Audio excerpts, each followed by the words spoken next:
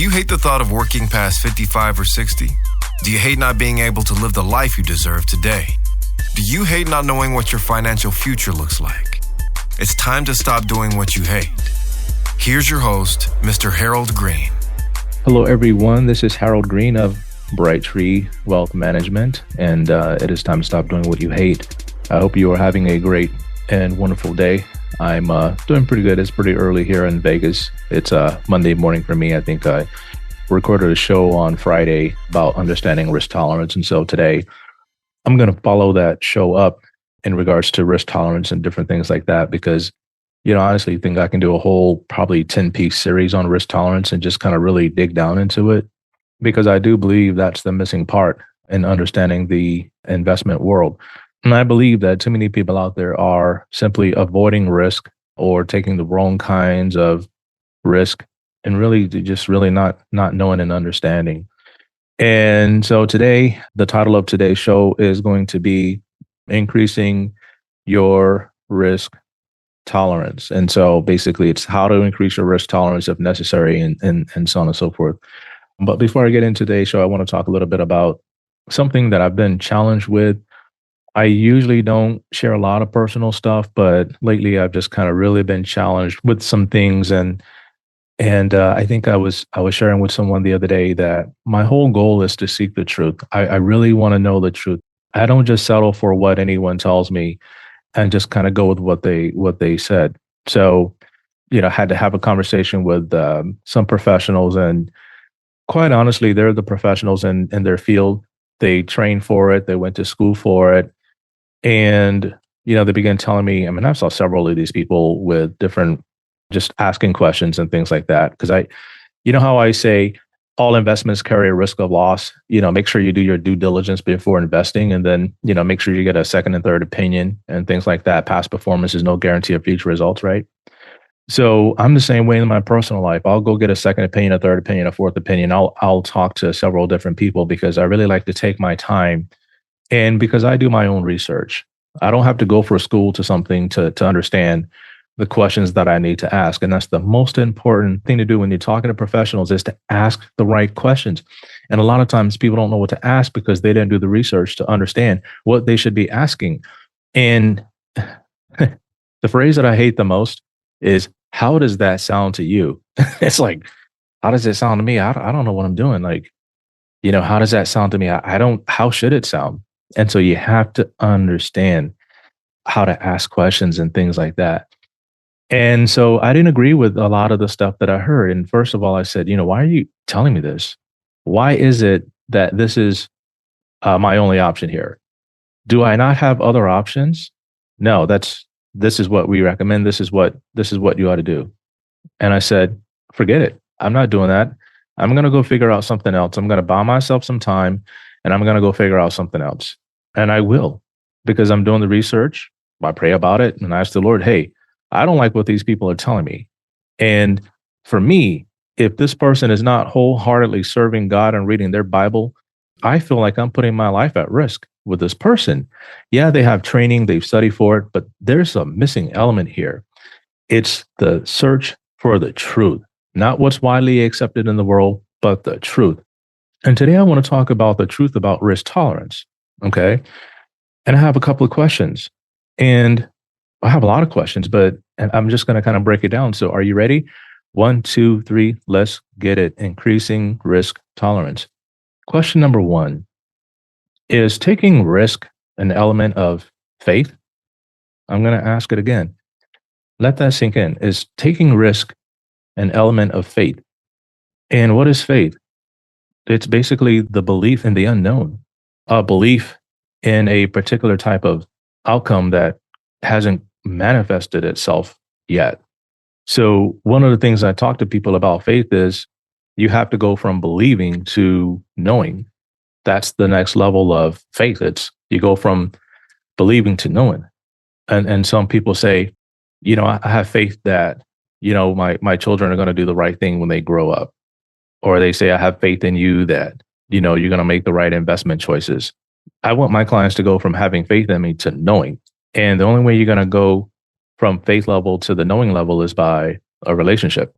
And people say, well, I hope my wife doesn't cheat on me. You got to go from hoping to knowing. I'm not saying nothing is guaranteed, but the probability here is what I'm getting at. What is the probability that that would happen? And how do we reduce the negative probability? This is the whole thing about risk tolerance. I believe it's about doing the work. Understanding risk tolerance, increasing risk tolerance, it's about doing the work that needs to be done. So, number one, you have like two choices here. And then I'm going to get into the rest of my conversation in a second. But you have two choices. Number one, you can hire someone to determine the level of risk to take and when. Okay. Or number two, you can learn how to increase your risk tolerance on your own. But first, we have to answer the question as to why are we taking risk in the first place? And this is a show about retirement, but I think it's much more than about retirement because I'm looking at getting you way past retirement. I'm looking at getting my clients to the point where not only do they have enough for retirement, most of them do now, but now they can make a difference in the world with their charitable giving and things like that. I have a charitable advisor in philanthropy designation. They call it a CAP. So I have a CAP. And my goal is to see my clients utilize their wealth to begin to make an impact in certain areas in the world, in their world. And I would say in their community. Okay. We got to qualify that. So let's get into this thing. And another question I have is this: is trust the magic bullet to increase risk tolerance? Or another word for trust is faith. Is that the magic bullet? Because let me see how I can put this. A lot of my clients will say, Harold, I know you got this. I have faith in you. I have confidence in you. I have the utmost supreme respect for what you're doing. And I said, great, I appreciate that. But I don't like what we call blank checks for trust. You wrote me a blank check for your trust, a blank check. I can do anything. I said, that's great. But here, the reason why I do these market minutes and the reason why I do these podcast shows is so that I can teach you and explain to you exactly what it is that I'm doing and why I'm doing it. So therefore, there is no more blank check for trust. It's a partnership. So how does that apply to the risk? Some people, like I said, they say, hey, I trust you 100%. I see the market going up and down, but you've explained to us what your process is. You've shown us over time how this thing works. And we have confidence. We have faith in what you're doing. And so I appreciate that. And that's why I work extremely hard for my clients, because I don't want to let them down. I don't want to violate the faith and the trust that they've put in me and my firm and my team to do what we do. So you can either hire somebody to determine the level of risk, or you can learn to do it on your own. So today I want to talk about, if you're doing it on your own, how I look at things. So I'll give you a sneak peek into my mind and how I look at things. And the first thing I look at is I look at a person's time horizon.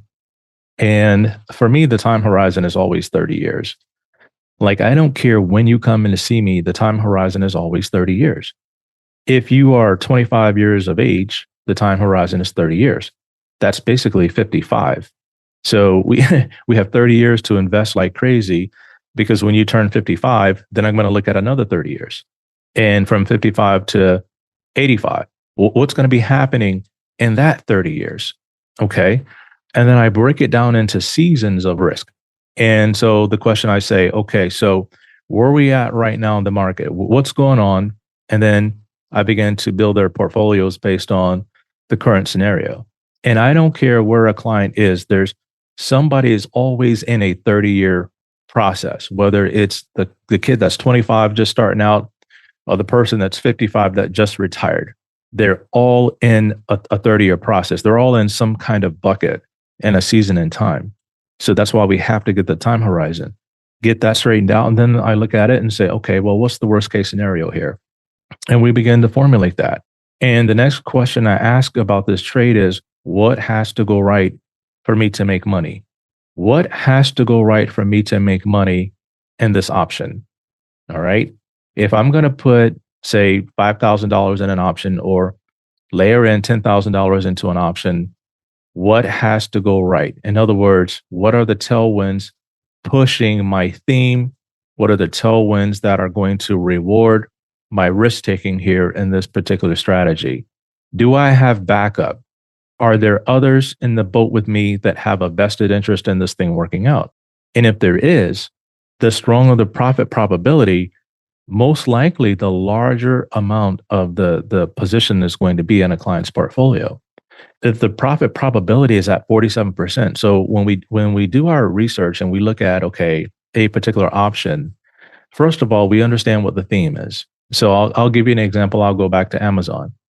And it's usually in a stock that's been beaten up or hasn't been performing, that everybody has poo-pooed on. And there's pundits talking bad about it. There's narratives been written. They're writing the death sentence for the position. And the worst case scenario is being promoted left and right. And so, okay, that looks attractive to me. Because again, as a person of faith, I'm looking at the future. I have a strong belief in the future. It's not guaranteed for us to be here in the future, but I believe that we will be here. And so my understanding is I work towards, hey, if I'm here 20 years from now, what do I want that to look like? If this client is alive 30 years from now, what do I want their life to look like?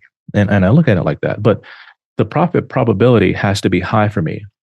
And sometimes I'll get in a trade where the profit probability is not that high, but then also the amount of the trade is not that big.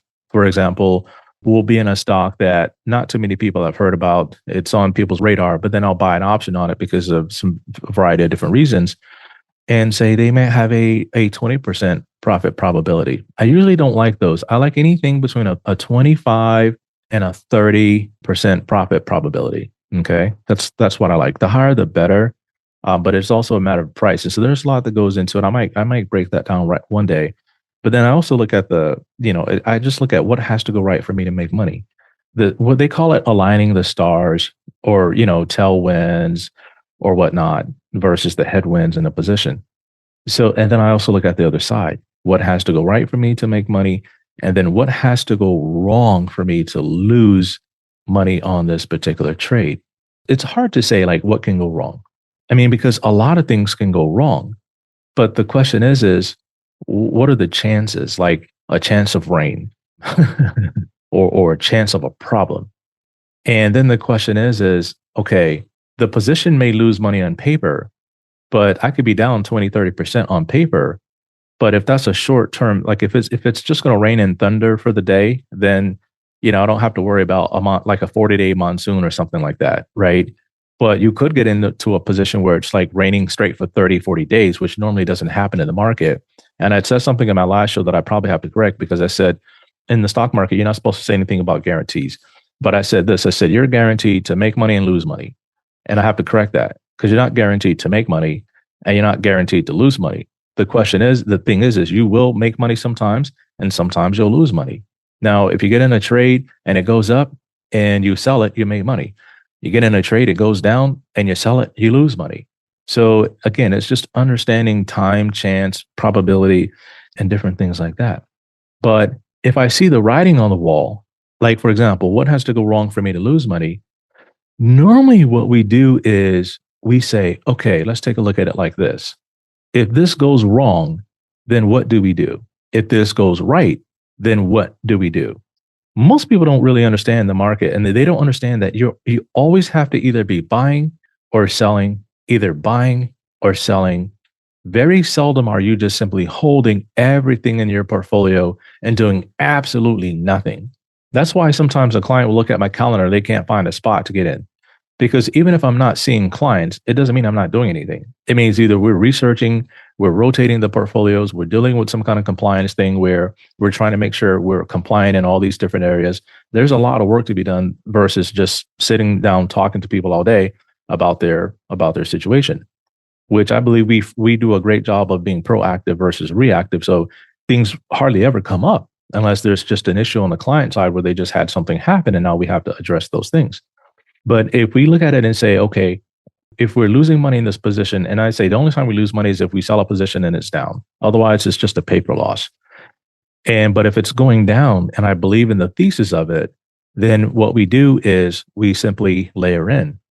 But if the position starts going down and we don't see any better hit, let's say the story changes in a second. Let's say we had clear and sunny skies, everything was blowing, the wind was good, and all of a sudden a storm pops up and it just looks like, hey, this thing is going to get worse and worse and worse. I'll give you an example. There's this company called Astera Labs. And earlier this year, we were in it. And we made good money in that position. I think we were up like 90%, and it started to slide. And I had just did a market minute for the clients, and I said, hey, this ALAB thing, man, this is going to be the future. It's on fire. We're going to ride it, ride it, ride it. All of a sudden, the story changed, the narrative changed. And then it started going into like a correction of 10, 15, 20%. And I'm like, told my analyst, I said, hey, we're out of here. Let's go. Let's bail on this. He's like, what? Why don't we just add to it? I said, no, not this time. And so what we did is we got out of it, and we were up like 70 or 80%. We got out, and I had a client call and said, hey, Harold, this thing is supposed to be so good. Why don't you like buy more? I thought you said it was on fire. I said it was, but the story changed. And I said, I'm out. And I said, I can get out and then wait for a cheaper entry point. And that's what we did.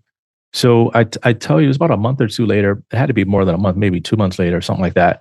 We got back in at a cheaper price with a longer dated option. And I'm telling you, I think we're up like 300% right now. So we were up, I think, 90%. Then it slid to, I think, 75 to 80%. We got out. Then we got back in, and now it's up 300%.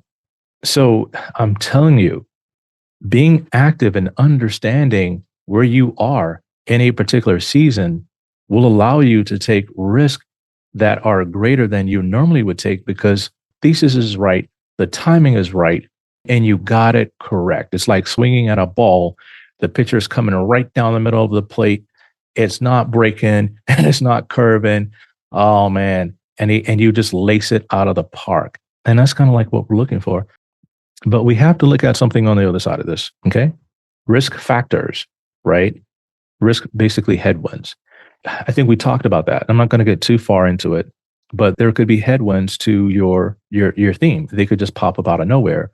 And then you have to pivot. It's okay to pivot. All right. That's what active management does. We pivot. We don't get it right all the time. And when we get it wrong, we have to quickly pivot and then make up those paper losses as soon as we possibly can. And that's what we do for our people. Now, so what can help us reduce our risk factors?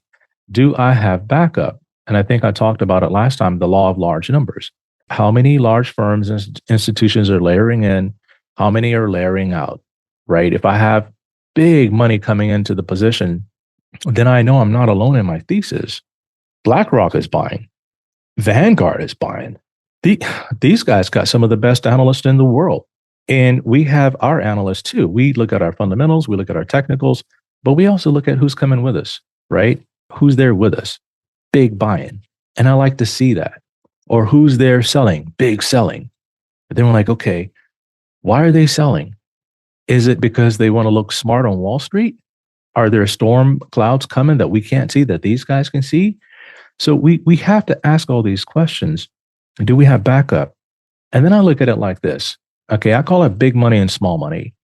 And big money, small money can help you really understand how to reduce your risk at a certain point, right? I'm trying to get this right. Your ability to handle risk is a little bit different than your financial ability to handle the risk, and your emotional ability is two different things. And one of the things that will help your emotional ability is by having your big money in the right place. Okay. For some people that are conservative, we look at having money in different places. And one of the things we have is, I believe in whole life insurance.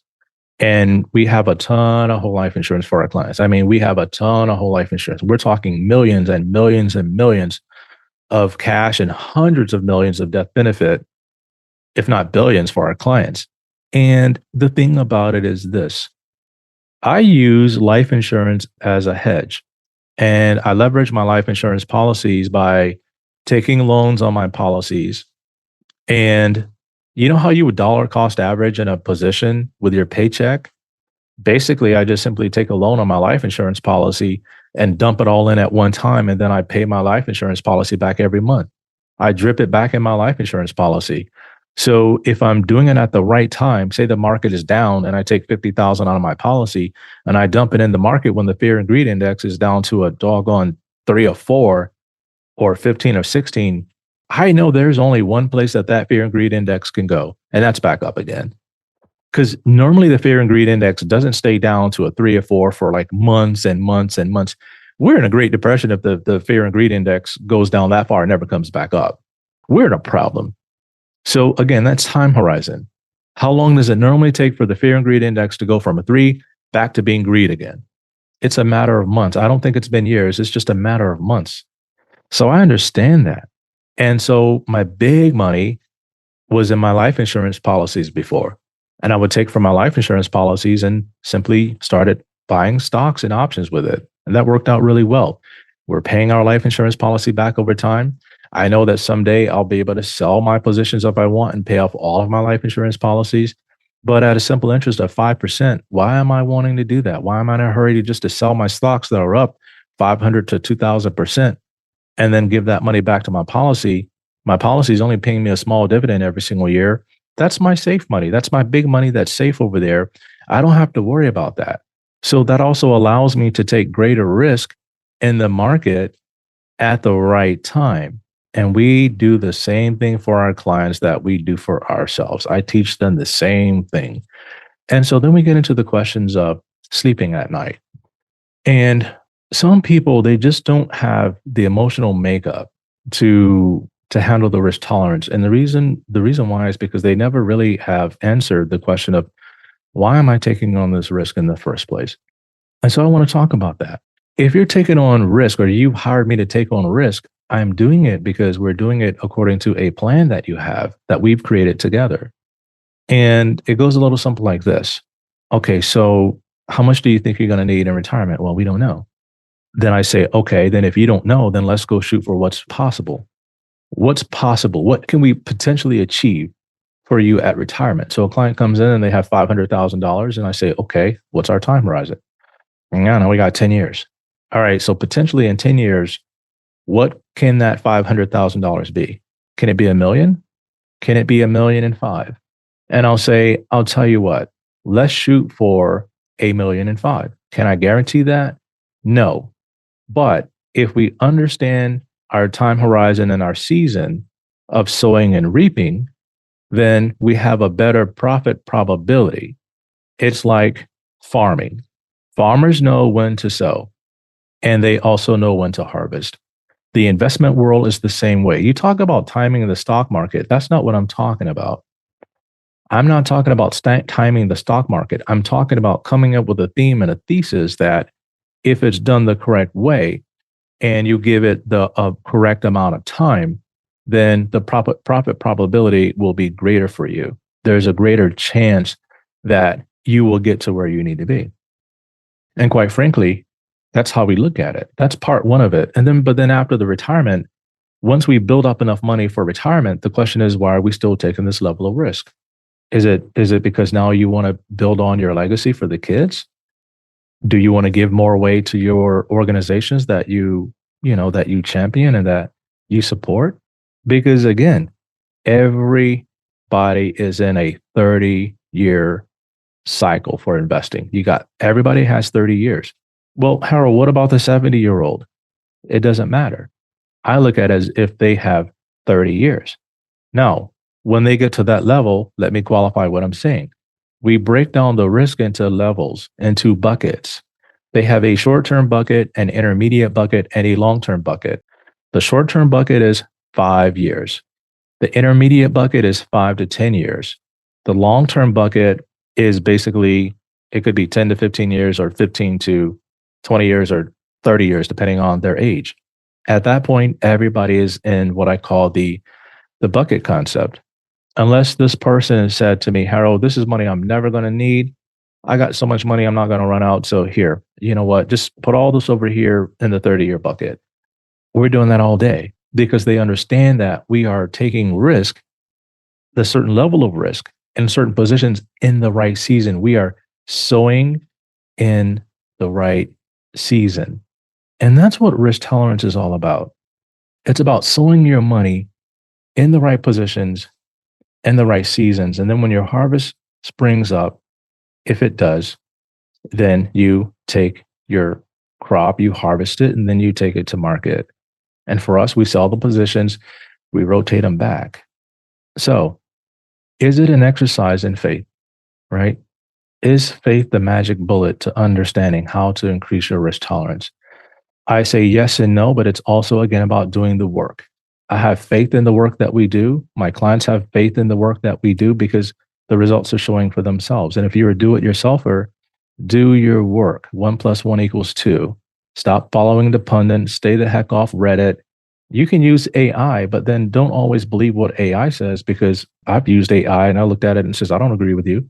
Just like I've gone to professionals that have studied something I needed done in my life for years, and they have a greater understanding than I do, but I just wasn't comfortable with the answers that I was getting, because I never settle for, this is it. This is all you get. I'm like, there's got to be more. Why are you not telling me what else is out there? It seems like you are not telling me the truth on purpose. And as I stated at the beginning of our conversation, I am on a quest for the truth. I do not believe a person that is retired ought to go into conservative mode. That's what has been taught to people. That's why people hit portfolio failure. You just have to understand the season that you're in and then learn how to take the risk, what you're doing with your big money, how to reduce your risk factors and things like that, and how to increase your profit probability. So I just wanted to share that with you folks today. If you think that this can help you and you want to have a conversation, go on the website, request an appointment, and we'll get in touch with you to help you understand how this goes, okay? Because no one should be sitting there suffering unnecessarily with poor performance, taking bad risk at the wrong time. These things can all be resolved. So thank you very much for allowing me to share today's show with you. I want you to have a great day and an awesome life. And until next time, everybody, 1, 2, 3, let's get it. This is thepodcastfactory.com.